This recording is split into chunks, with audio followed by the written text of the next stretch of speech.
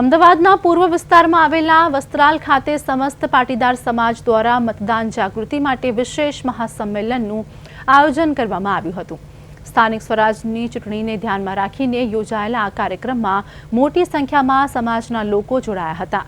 આ મહાસંમેલનમાં ગુજરાત સરકારના પૂર્વ ગૃહ રાજ્યમંત્રી પ્રદીપસિંહ જાડેજા, વટવા વિધાનસભાના ધારાસભ્ય બાબુસિંહ જાદવ તેમજ વિશ્વ ઉમિયા સંસ્થાના ઉપપ્રમુખ રમેશભાઈ દૂધવાડાની વિશેષ ઉપસ્થિતિ રહી હતી।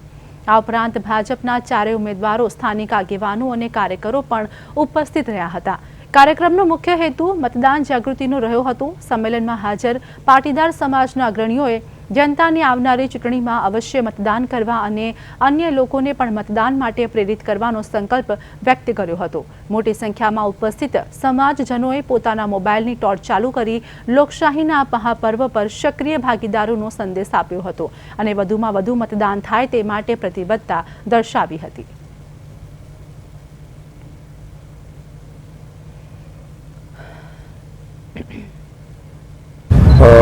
વસ્ત્રાલ પાટીદાર સમાજ દ્વારા આ વિસ્તારમાંથી ભારતીય જનતા પાર્ટીના ચારેય ઉમેદવારોને ભવ્ય વિજય થાય એ માટે આખા સમાજે એકત્રિત થઈ આજે મોટી સંખ્યામાં ભાજપ તરફી મતદાન કરવા માટે આહ્વાન કર્યું અને તેમાં પણ